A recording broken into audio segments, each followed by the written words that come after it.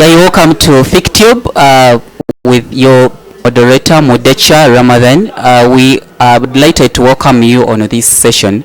That's global discussions, where we have elements we always put our minds on. That is political angles, focusing on the political, socio-economic, and the cultural stand of the country, that are also the bottlenecks of the world. So in these discussions today, I have very interesting gentlemen in the house, and I would like to introduce them to you so that we kick off the discussions when you know who you are talking to or who you are watching. So from the other side, I have Mr. Kajuga Rogers, who is a typical panelist, and he is also a student doing political science in conjunction with the journalism and communication. You're welcome, Mr. Rogers. Thank you, our moderator. I'm glad to be here. For your information, I'm also an East African citizen. Wow. Yeah, I'm proud to be an East African citizen. Happy to be here. Thank you so much. You're welcome. I think people you heard, he's an African citizen and he likes Africa.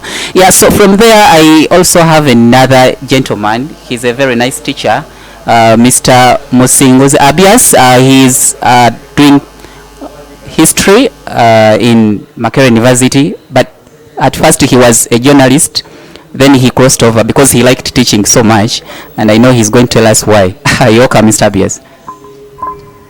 Thank you so much, the moderator.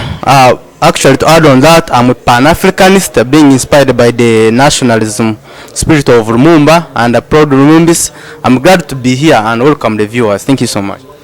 You're most welcome, Mr. Abias. We are delighted to invite you here. And now allow me to introduce to you a very important man in the house, that is the president of Mojika, that's Makerere University, Journalism and Communications Students Association. He is here with us, is Mr. Gift Peter. I don't know why he calls himself those names, because when you look around you don't find the cultural name. I think he's going to tell us that reason. Thank you so much. You're welcome, Mr. Gift. Thank you so much, the moderator, for today's discussion. I'm really proud to be here. Why I don't have a traditional name, that is a subject for debate. That is for another day. So I'm privileged to be here. Thank you so much. All right, you're welcome. He is saying it should be another debate. We are glad to have the big men in the house, and so today our discussions are rotating around the angles of university politics.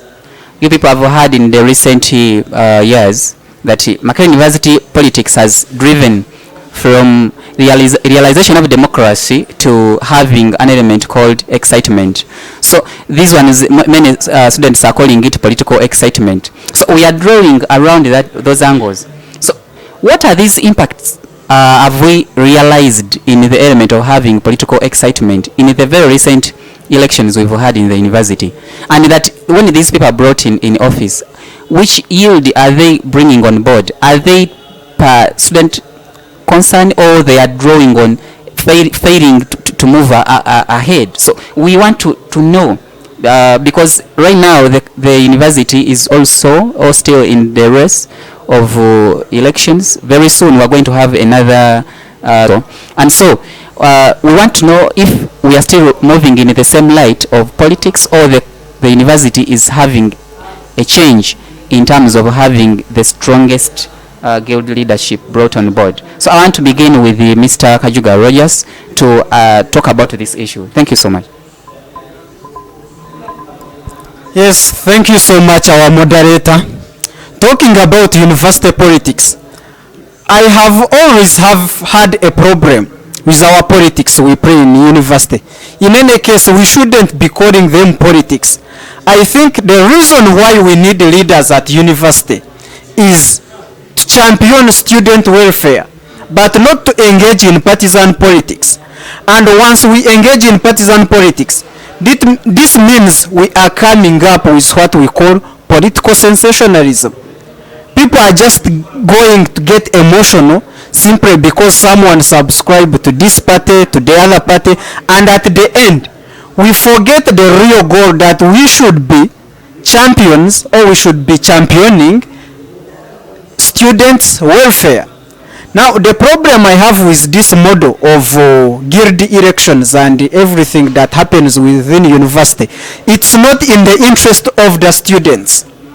And once we have that one, then we don't have leadership. When you consider university, we should be having services, but go to the halls of residence. They are rotten, they are stinking. Go to lecture rooms, you will find boards that even a lecturer cannot write on. That means we have migrated from being champions of students' welfare into something, we have degenerated into something what I can call national politics. People are just making themselves available for future appointments. You find when you are at university, you know the best way to join mainstream politics. You be active, you identify yourself to a certain party, then maybe some big don in government may have sympathy on you and finally uproots you from the university. Then you join the mainstream politics. But that is something we shouldn't be doing. What we need is a leader, a guild leader who is going to identify the students of Makerere University pay this money and they have a right to access service A, B, and C. If that person cannot identify that at university, his cardinal responsibility is to liaise with university administration, Ministry of Education, and make sure that the services are available to keep Makerere up on the note of other global universities, then we are not having leaders. So our moderator, I'm so disappointed with this campaign, guild elections and everything. It's just a sham. We should be planning on how to bring back the norms of being champions of students' welfare, but not engaging in excitement because you need to be appointed A, B, and C. Because you need to be seen that in future you can have a profile and tell people that, you know what, I have ever been a leader, I was at Makerere, I did A, B, and C. No, what we need are students' welfare being fulfilled. Do the promises you make when you want to be a guild president, are you in capability of doing them? Or you are just showing someone that I'm also present? So that's what I can expound on that one, our moderator. Thank you. All right, thank you so much. I think the table is becoming hot. We really appreciate you. But then I'll come back to Mr. Abias. We've had these slogans in the recent two terms of NOP. One came with the element of the 15% cut. 15% cut. He said that because Papa Were had introduced this, he signed the treaty for the 15% increment on the tuition yearly for every student. But now we came around when one of the NOP candidates said he was going to cut this. Right from there, in a very short time, he handed over his legacy to another candidate who said he was going to vaccinate the junta. And so we've seen this. In your own analysis, have we seen an impact realized in these elements of 15% and also vaccinating the junta? What do you say about this take? Well, thank you so much, the moderator. I have to first appreciate my brother Rogers for having come up with that strong analysis of the politics within the University of Makerere, and I think as the country as a whole. But to first come up with, I think university and the country as Uganda and Africa as a whole has lacked political morality. Politics have lacked morality. We see politics being played in a university and a country being based on the ethnic extraction, this multi-party system of government, which is actually an element of divide and rule method. You find like students are supporting candidates because they belong to such a political party, and the political party which is entrenched on the tribe on tribe and the religion and whatever. So students, like politics, have lacked morality. And if you can see that for the case of students have also lost hope in their leadership. They do not actually expect their leaders to do much for them. No, they think that if they are to vote, their leaders are going just to eat. So what the students do follow? Students just do follow bandwagon. Students just do follow someone, even if he doesn't have capacity, he or she doesn't have the capacity to lead them, but he certainly aligns with certain political party, or like NUP or NRM, but he lacks that political capability. Students will definitely align with him, and you find like now that loss of hope has also like has made students really like not trust their leaders, and this is really alarming for our country. And I wonder the kind of generation we are going to have, and the kind of the people that are going to step in our footsteps. Thank you so much. Yes, so I'll still come back to you. What do you think the current guilty aspirants should do to avert all of these situations of causing too much political excitement?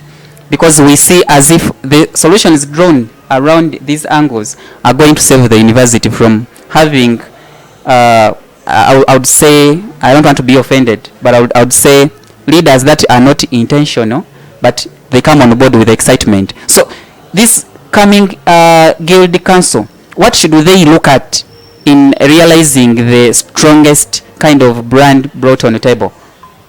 Well, thank you so much, the moderator. I think what the leaders and actually the students should do, like we should build the fundamentals. The fundamentals here, I mean, like students' leadership should come up with ideas. We should vote someone depending on ideas, like those fundamental ideas that are going to help not only the students but also the country as a whole.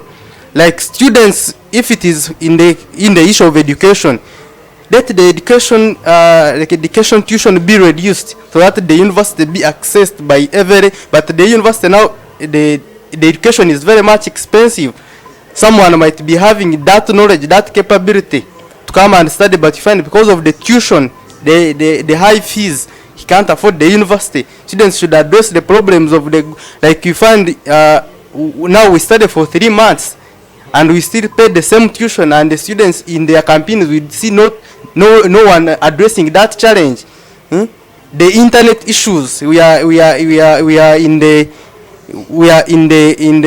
now world of technology, but you see now the students, the politicians not addressing such issues, and yet those are the issues that we need, that are going to be developing in the country after the studying. Those are the things we need, but we see now because of failure to address all those things, now that is the reason as why we have such kind of leaders. Even after they have stepped into power, they forget about the concerns of the students, but rather go there to enrich themselves.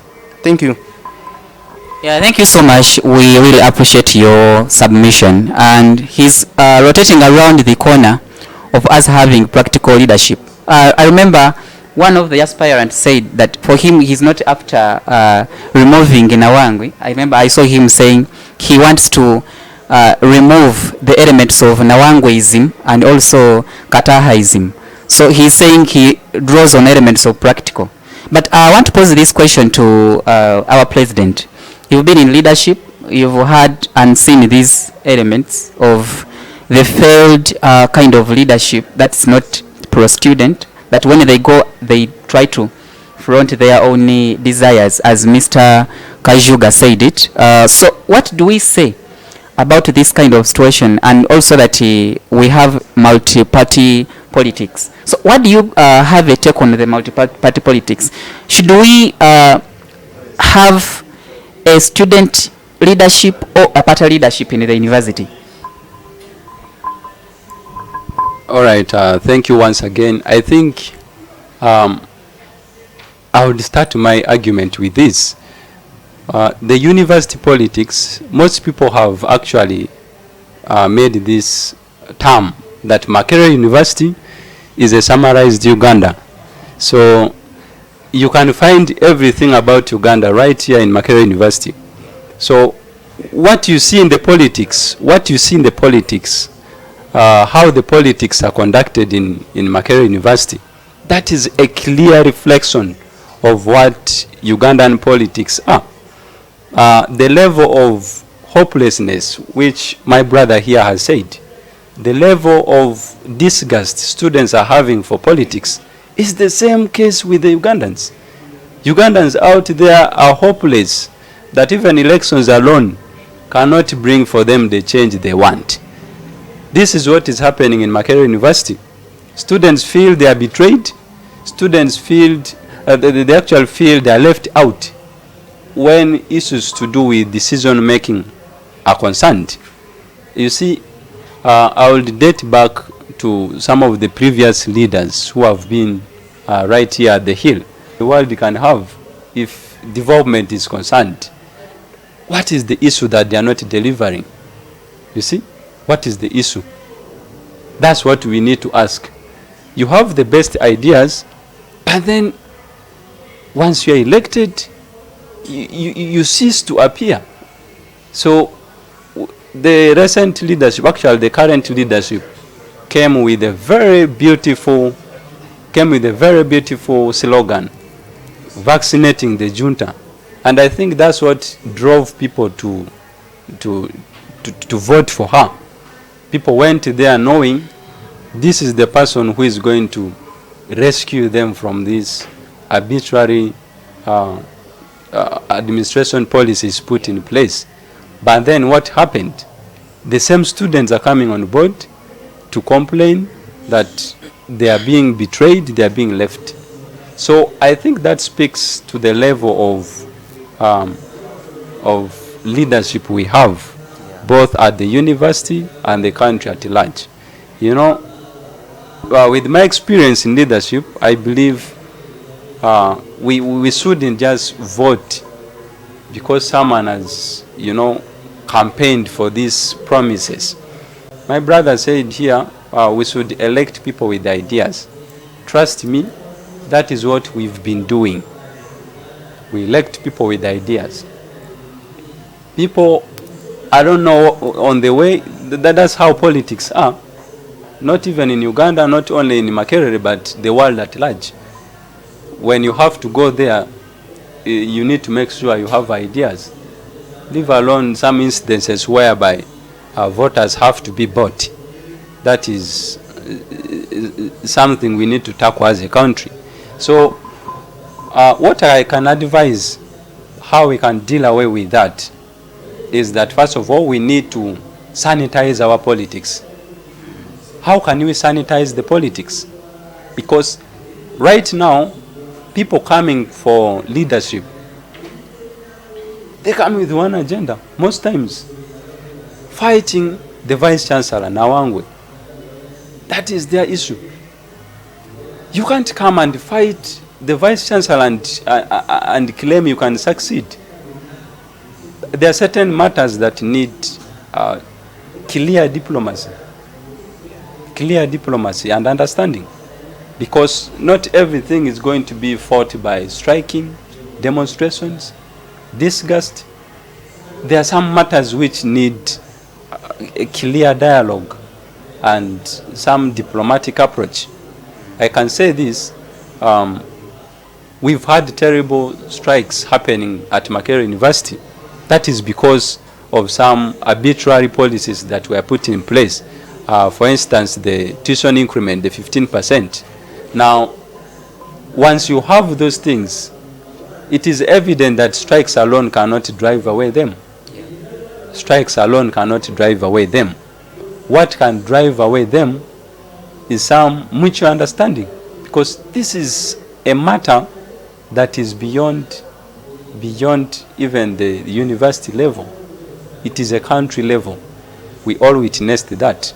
So we needed that kind of leadership that will liberate students from that kind of mentality, that everything is all about fighting the leadership, fighting about the administration. So we needed that kind of leadership. Now, with issues to do with the moral excitement, yesterday we were taught that when emotions override intelligence. You know, when emotions jump, then intelligence drops. So you can find we've reached a level where just 2 days to elections, someone mushrooms and then wins the election. You haven't made up your mind. You didn't know this person this much, and then all of a sudden you go and tick and vote for this person. So that is the level of politics we've degenerated into, and I think we need to employ more. You need to employ more intelligence in our politics if we are to realize meaningful democracy right here at the Hill. So that's what I can put forward. Thank you. Yeah, thank you so much. We are so appreciative, Mr. President. I think Mujika should be proud of you because they really had a right choice to make.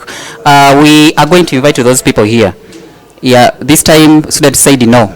We are not going to have a 2-day campaign of someone coming to leadership and they become our presidents or leaders in different calibers. So we're going to invite them here. They are going to discuss with us what are their intentions, why do they decide for and to, and why do they come, you get. So this time we students agreed that what makes them to think they can be leaders. Yeah, so in a recap, before that I want to introduce to you that we are proudly sponsored by PIMPA, Media Multimedia Institute, that is located here in Kasubi at Princess Complex building. So if you have any issue to do with the production of computer, introduction to computer, secretariat studies, issues to do with photography and other elements, please just come along and you get your very nice course here. We are located, or you can find us on this number 0703 919971, or you can try us on 0782 838892. So don't look any further, come along and you get your issues worked on here. You're going to get a very nice pictures if you work with the PIMPA, and we are readily available to work with you. Yeah, so as we continue, I want you people to make a recap in this. Which message do you send to any person who is aspiring? You know, we still have those with excitement. They want to come to politics with too much excitement. They think Makerere University Guildship is when they give you money, you buy a car, and then you begin rotating around the university. They don't know that there is that huge content they have to carry for the students. So what take do you, or what message do you send to anyone who is aspiring for guild elections this season? Yes, thank you, our moderator. My message to them is very clear. If you mushroom just within 2 weeks you'll be a leader, don't expect to do much because you never had enough ground analysis. That means even you don't know what you are going to. And by the way, that means even your impact will be almost negligible. I can tell you in the coming future, in a few years to come, we shall be having former guild presidents whom we cannot trace their roots. You say, this and this person was a guild president 2019 or 2020 or 2021. Can we trace him? You trace the guy is nowhere because he mushroomed out of nowhere and became a guild president. Those are the challenges we shall have to live with. Again, but you look how things were in the past. The Norbert Mao, the who, these people are still around in our political scenes and causing some change and influence. Why? These are people who had ideas, who would discuss things that really concern university students. But with our current mushrooming guild presidents, GRCs, give them 5 years, we shall have them nowhere. I'm telling them, the message I'm sending to them, please read, get the policies, and make sure you are coming to do some effect in whatever position you are taking. But if you just come because it was a wave, you will be taken away by the same wave. What I know about waves don't last. You will come in a wave, when the wave settles, it will settle you for good. Thank you, our moderator. That is my message to our readers. Thank you so much, Mashirumi, good presidents you've had. We want you to stand the grounds and save the university. We don't want to regret because there has been a lot of loopholes realized in the previous. I don't want to be offended by someone saying he's against who and the other. For us, what we want good leadership. So don't get anyone here offended. These views brought around personal views. They are not for Fiktube as a station, but individual views. People who have seen light and they will assume it could move in that light, or the universe could move in that light. So, Mr. Abias, your message to a guilty president who is aspiring right now? Actually, my message to the guilty president, my message goes to both the guilty aspirants and the electorate itself. Because the electorate itself is to blame. What the electorate, what is expecting from the leaders, like it is expecting money, so that is why you see the politics are characterized by money. Students need money so that to vote. The politics are characterized by bandwagon, by abuse of each other. So the electorate is also to blame. But however, it is our duty, we as the young generation, to change the narrative.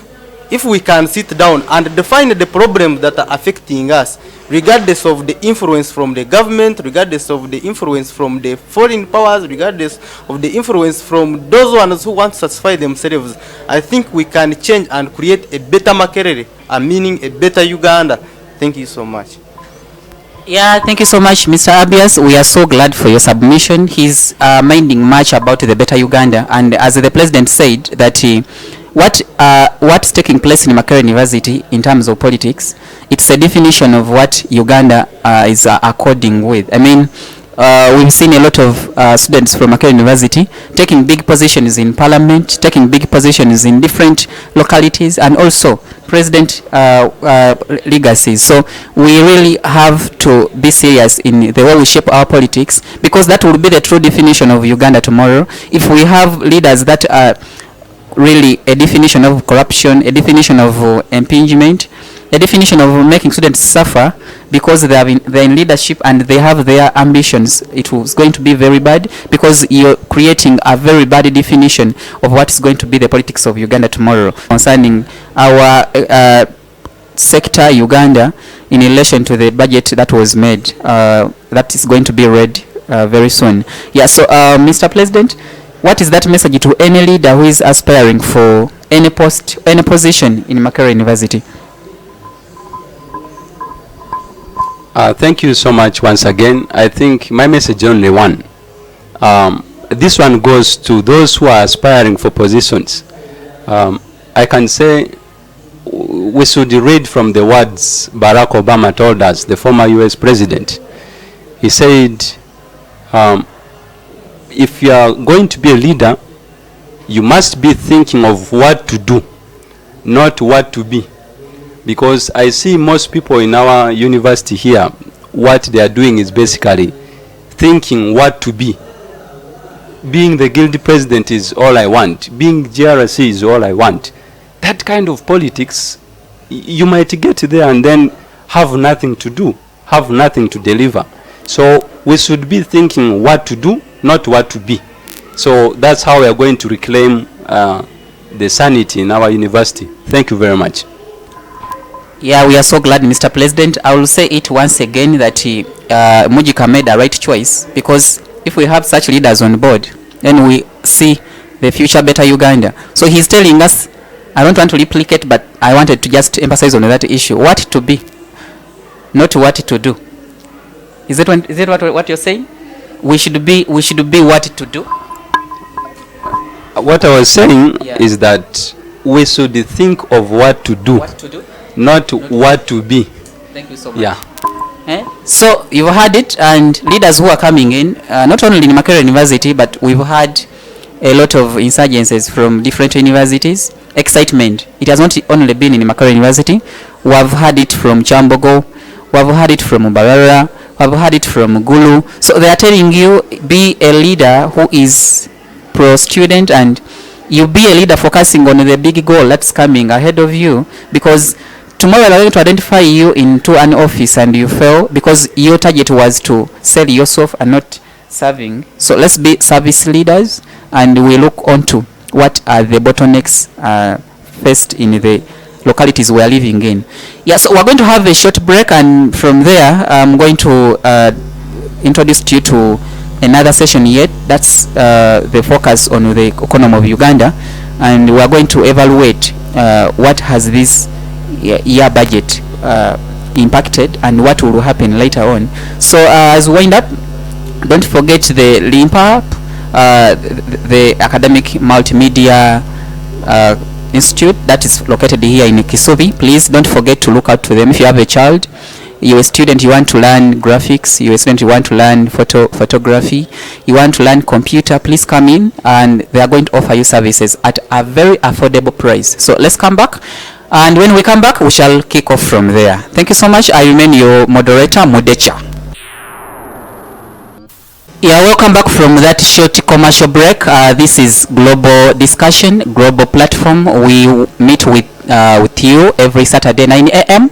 and we have our second session of the program. Today we are going, in this session we're going to reflect much on the country. But before that, allow me introduce to you our sponsor, that's LIMPA. PIMPA Media Institute, that is located in Kisubi. They offer you courses in computer, courses in graphics, and you reach out to them on the numbers I'm reading to you. That is 073-9199-71. I repeat, 0703-9199-71. Also, you can try them on 0782-838892. So don't forget to subscribe to our YouTube channel, that is Fiktube, and we shall get in touch. So we continue with our discussion.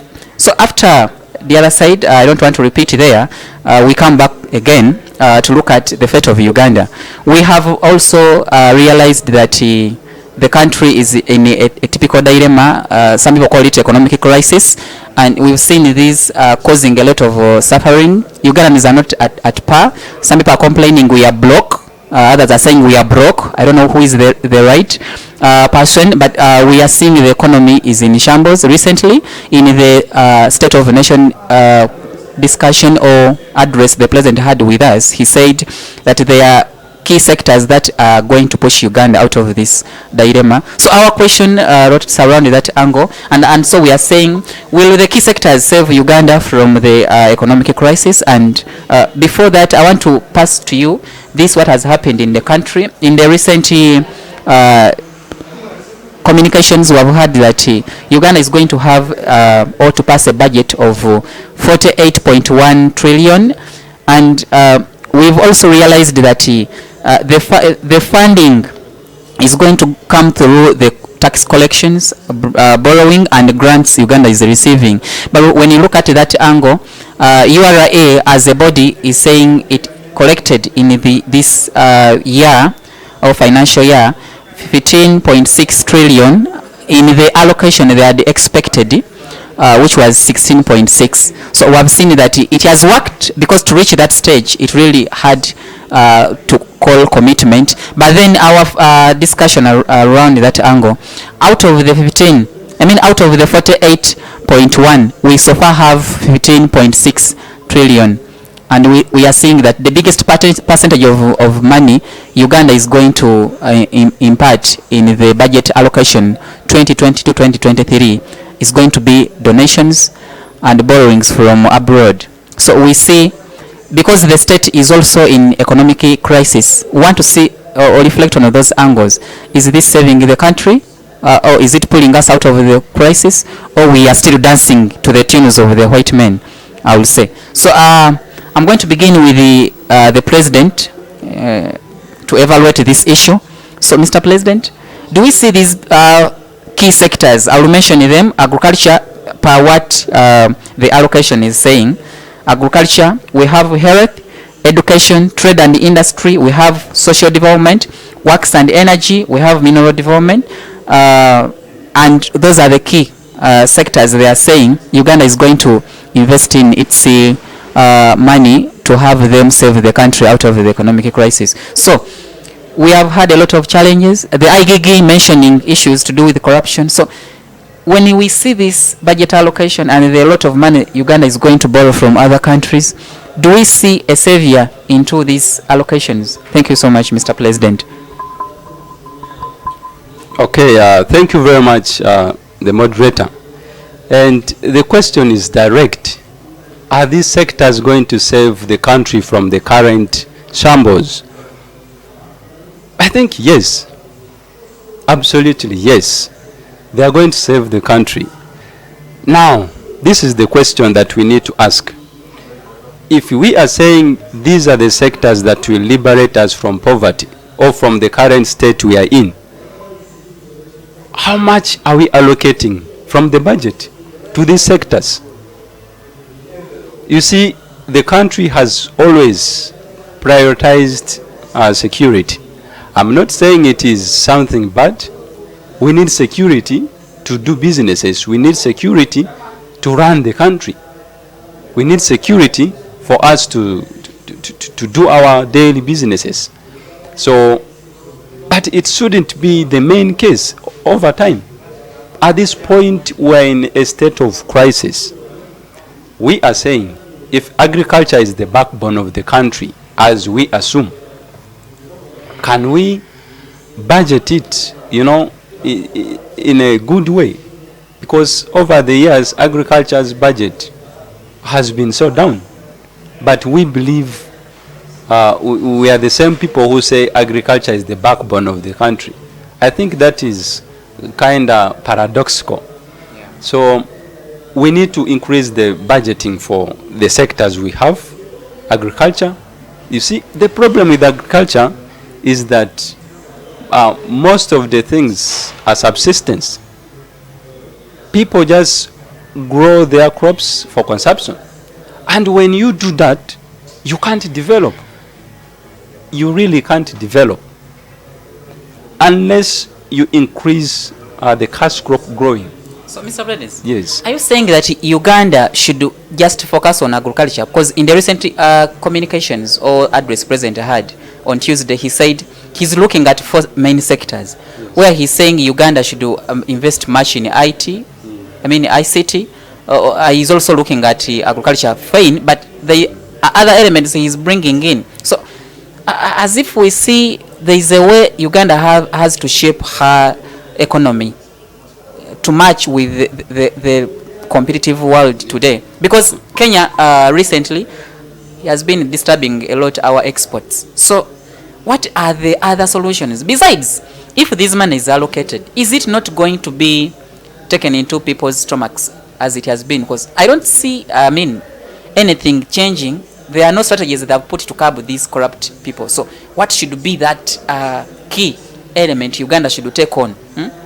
I'll tell you an example. The IGG said she can't catch the big fish because it is slippery. And who is the big fish now? So what should we do to catch the big fish? Because I think that's the key element we need to look at around this angle. Yeah. So the first point, do we think agriculture is the only thing we need to focus on? Absolutely no. Agriculture doesn't just work independently. You must have products produced from the garden. Now those products, most of them need to be reproduced. What I call adding value to the products we produce from the garden. So that takes us to the point of industrialization. We need to industrialize the country. That's where industrialization is key. I can tell you in Western Uganda, that's where most of the banana, our matoke, are coming from. But then they come there, others rot, others ripe in the garden. Why is that? We should have a system where we have factories that manufacture certain products out of this banana or out of this matoke.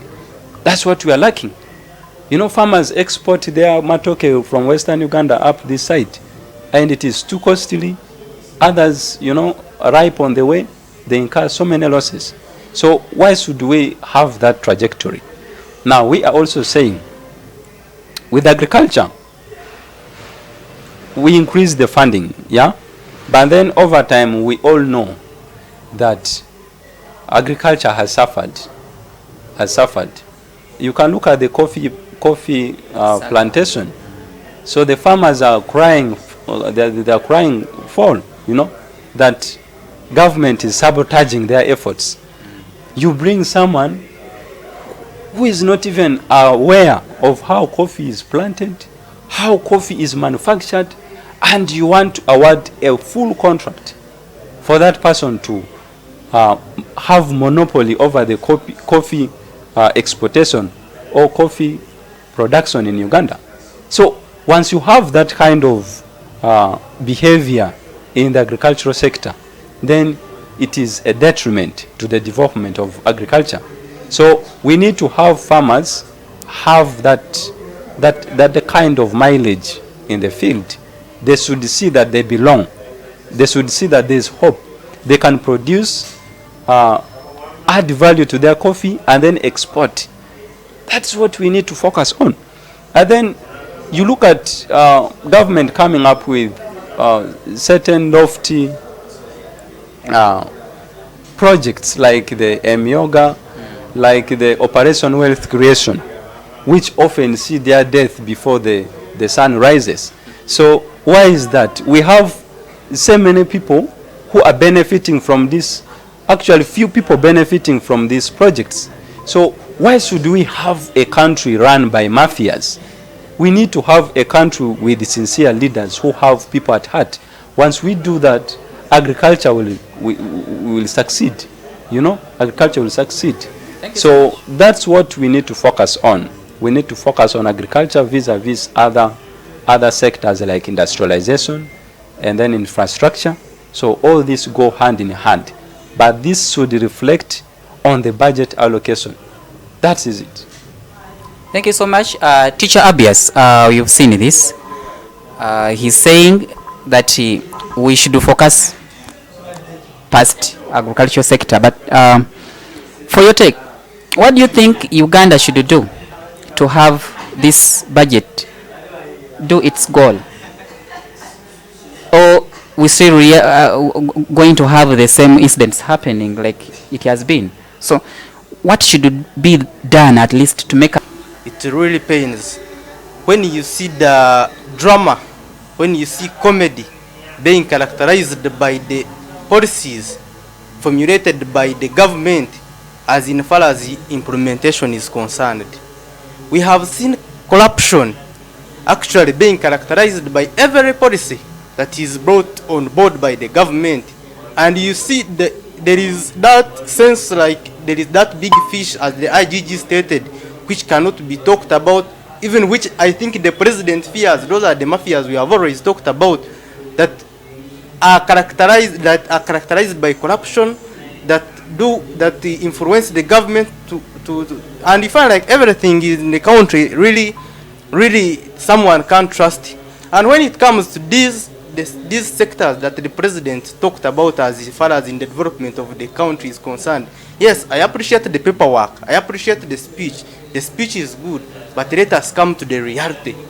The reality is, if you talk about the agriculture, look at the kind of agriculture the citizens are practicing, where like 60% can even not afford 3 meals a day. People sleep empty stomachs, and now you say that agriculture is the backbone of the country.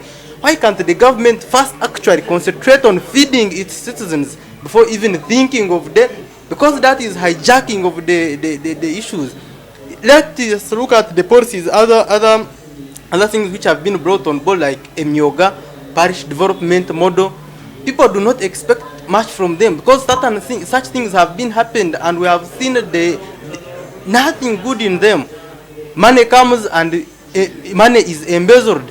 Now this money that has been distributed by the parish M-Yoga, people certainly have other problems. People have problems of education. People have problems with health.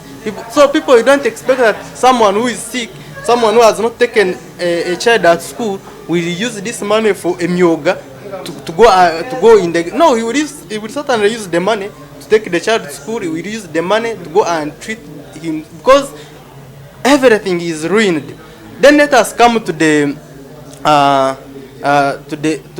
to the education sector. The education I think the government first of all should actually invest more in education if it wants to improve agriculture. But look at the kind of agriculture that is being taught in schools.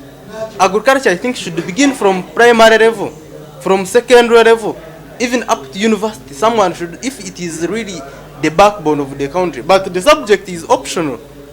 Even those ones who are studying agriculture sometimes have never even the practical way of it. It is almost everything is theoretical. So I think the government should come up with reality things, should go on board and stop like just speaking speeches which just people want to listen and people appreciate, but to go on board to see the reality. If it is technology, the president said that technology must be, but you look at the technology we have in Uganda, where you see that even a graduate, someone with a degree cannot type his work.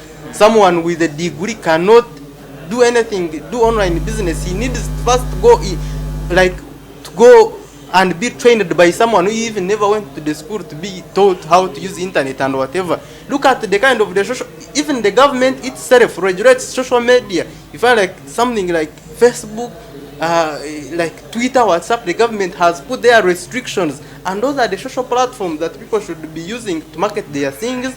Those are the way to develop ideas, and really it hurts so much. Technology, ICT, look at the ICT. So the government should invest on these things. Okay, so it should invest in those items, as you're saying, in them. I mean, but the discussion is rotating around this angle. If it is investing, fine, we appreciate. But how should the government tackle, approach the element of corruption in the country? Well, Mr. Moderator, actually the issue to deal with corruption has entered people's minds.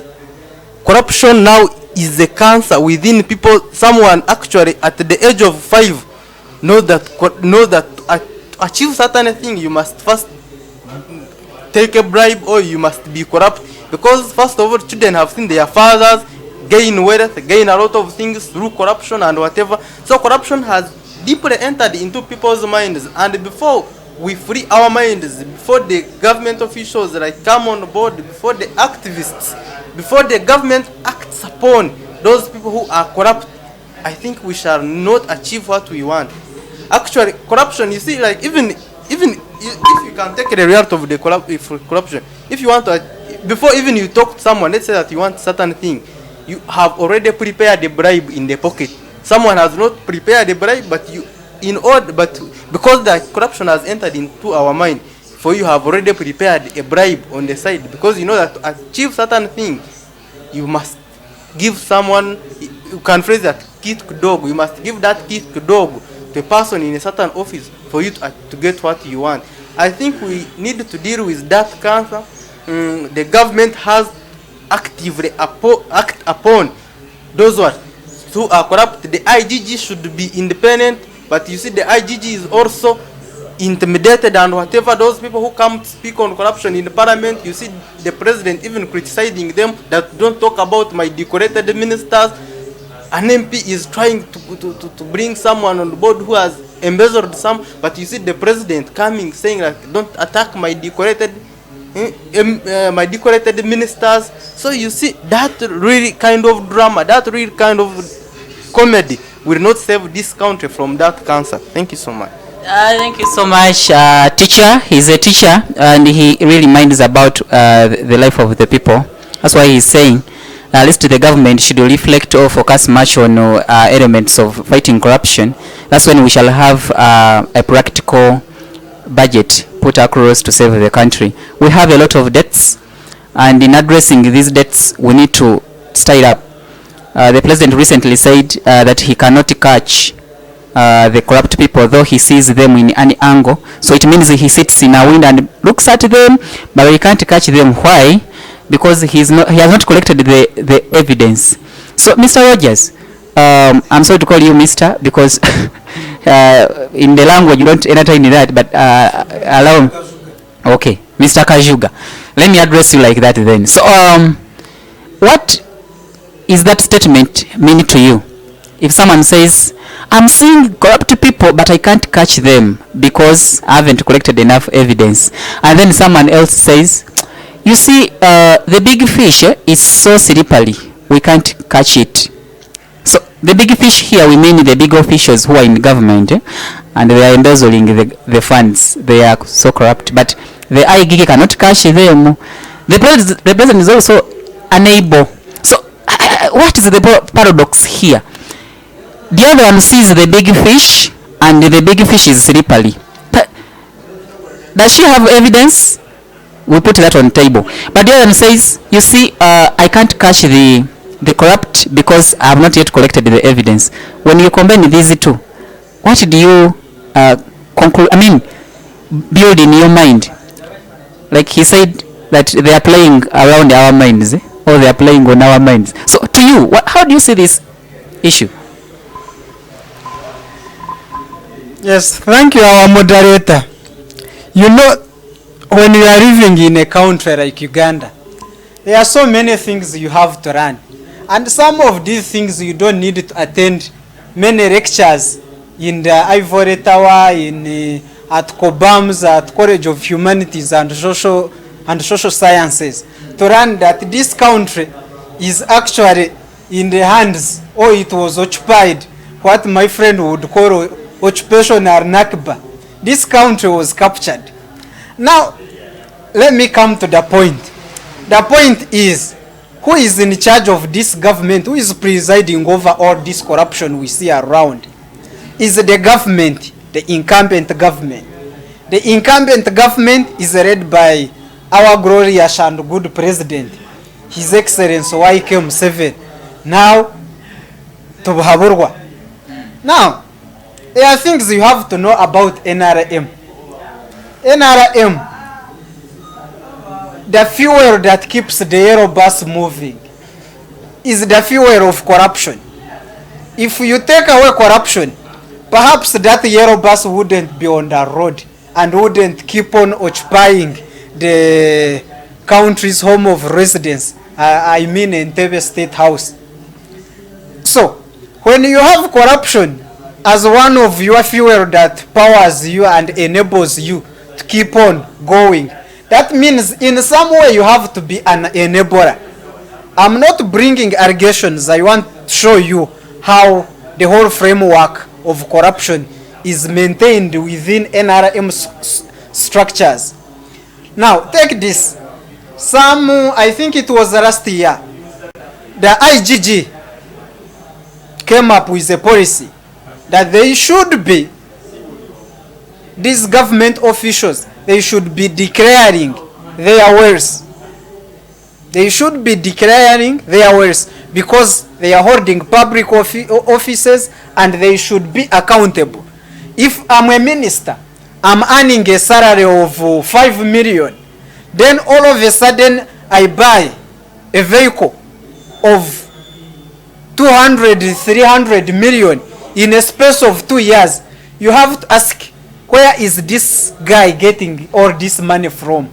Could it be part of what we should be having in our public coffers? That should be the question. And I believe the office of the IGG had brought a very good policy that would help us come up with a proper way to diagnose the problem of corruption, which was public officials have to declare their wealth. I have this business, it earns this much, I have this work, I'm paid this much, therefore my annual salary or my annual income or my monthly income is this one. Therefore, when I buy a car of around 50 million or 100 million, you shouldn't ask where I got the car from. It's actually from my salary.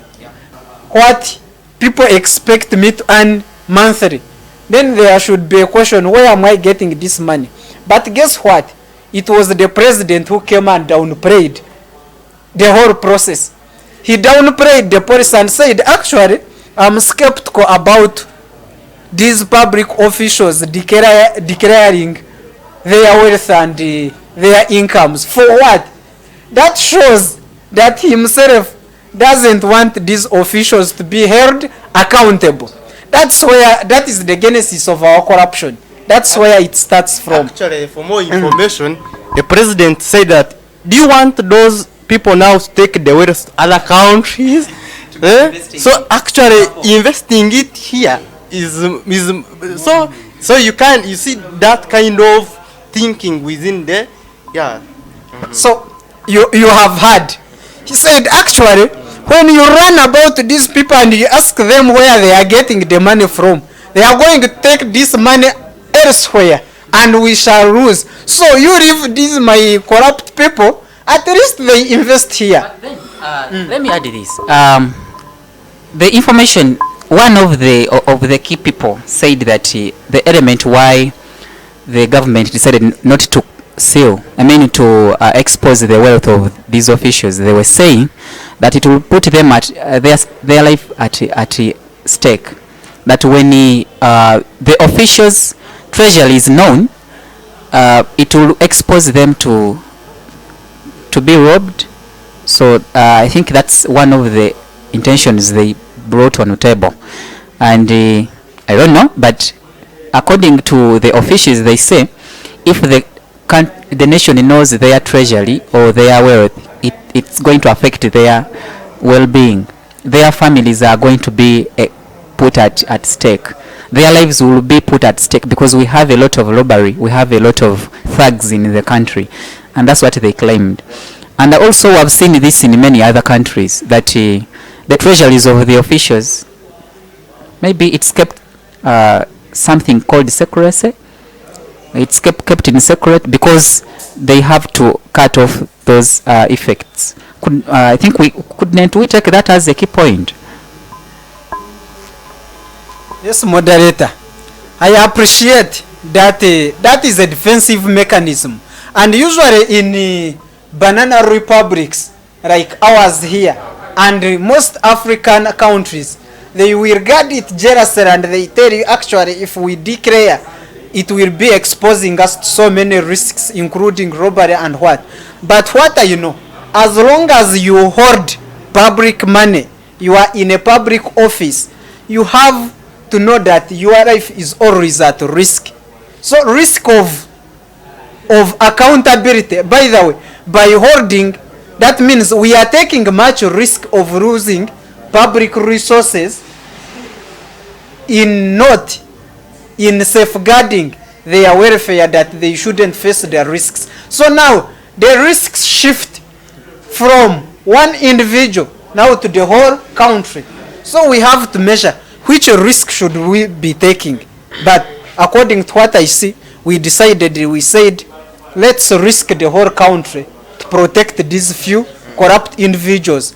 And that is a characterization of our republics, our banana republics, where they want to avail themselves from responsibility and accountability. But what was I expanding here is that corruption still robs us much resources from the public coffers. And the people who should be fighting against corruption, in one way or the other, they are the enablers of corruption. So before we broke that syndrome of people in charge being enablers of corruption, it will be very hard to do away with corruption. So this comes back to the way how our government is run. Back to the IGG. The IGG's office is under the president. So you don't expect someone appointed by the president that he will raise full inquiries against ministers and pester them for accountabilities and what. Their issues are contradicting. The other one says that corruption is there, he sees it, but he can't collect enough evidence. But the other one is saying that the big fish is slippery. I think the evidence is in the big fish. Yeah, maybe like to comment on that. You see, in this country, Uganda, we live on fear and tension.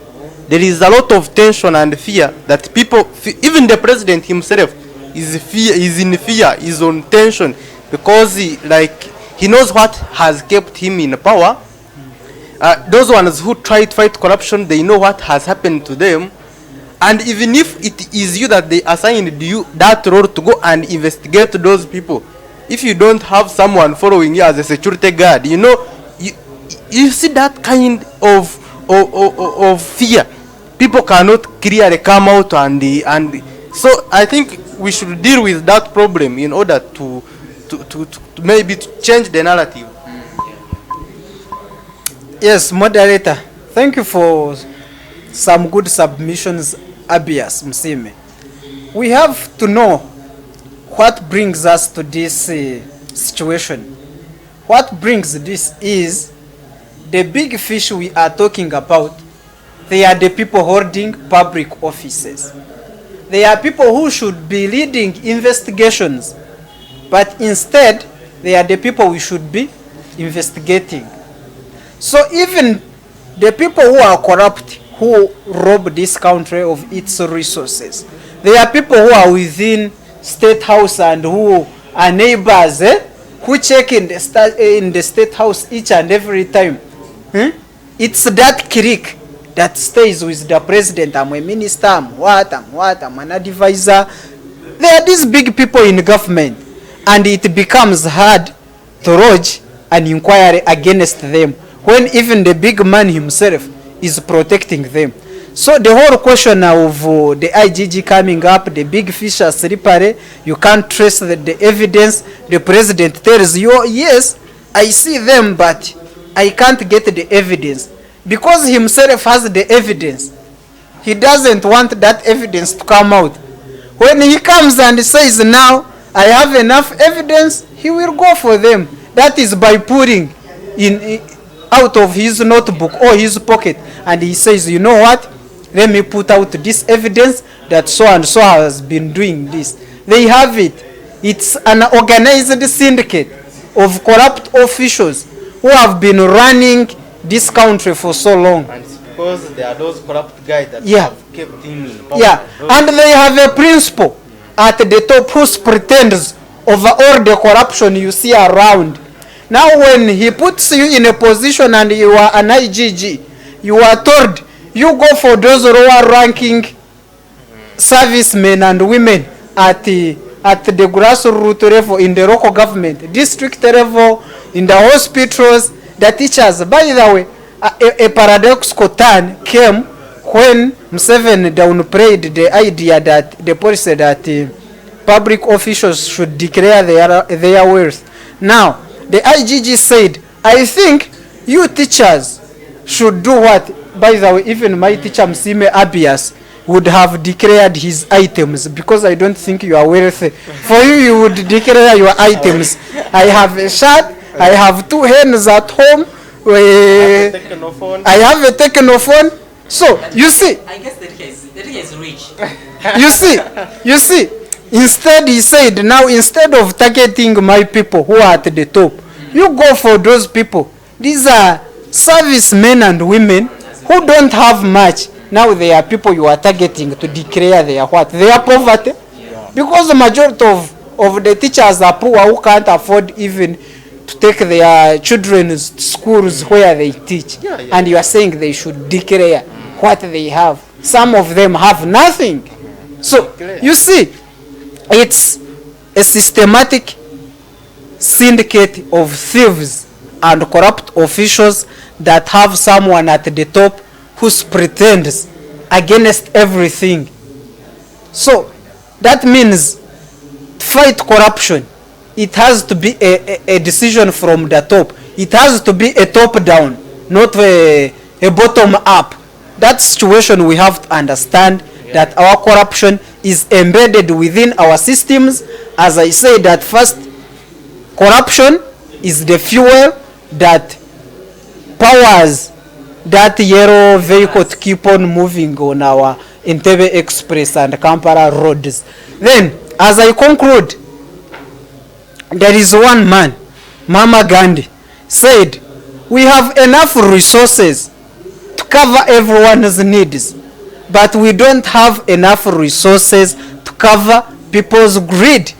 That is what we are having here. In Uganda, we have enough resources that each and every man and woman, children and people in uniform and what, they can be paid handsome money. They can afford to get services if we put our resources into proper use. But when we have other hands that are greedy, that are even popping their nose into what doesn't belong to them, that's where we have the problem.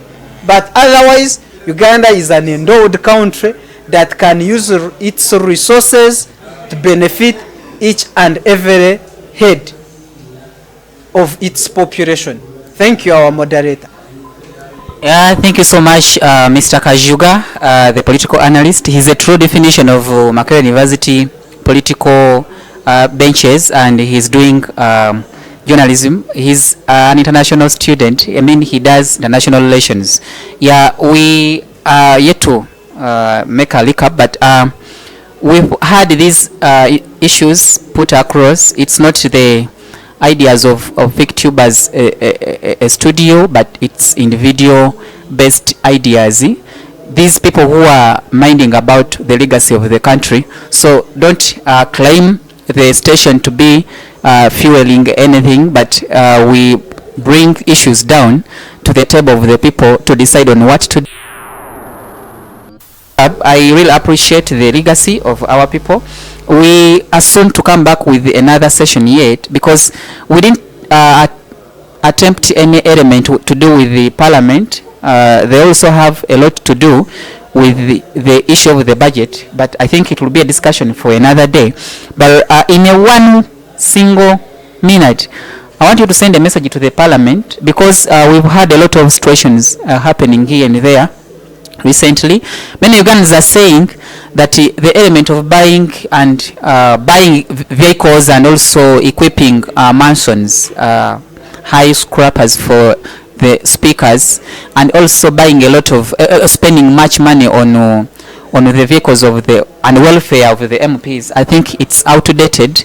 Yet the country is in a situation of a dilemma, economic loopholes and crisis. So to the MPs, they have averted their minds away from the unique ideas they should crop out to save, or they should come up with to save the economy. Recently, they also want to add allowances to be increased. So all of these issues are coming back to the budget. So I think, what message do you have for them? Just in 1 minute, should they continue their debates based on personal needs, or they should continue the debates based on the budget which is coming tomorrow? Thank you. In 1 minute. All right. Thank you so much, the moderator, once again. I would say our parliament has degenerated into a comedy show, because look at the level of debates in the parliament. We don't see the real matters on ground. What we see are basically the remnants of things that don't matter. The real issues are left out. And I can say this without fear or favor, because our MPs, what they are experienced in doing, what they can do best is when it is time for allocation of budget, is when there is a time to discuss about their payment or their remunerations. So you can see that clearly during the social media tax that was imposed in 2018. The same MPs came and said, wait a minute, we need to tax these citizens, we need to tax them. And this is the amount they should pay, you know.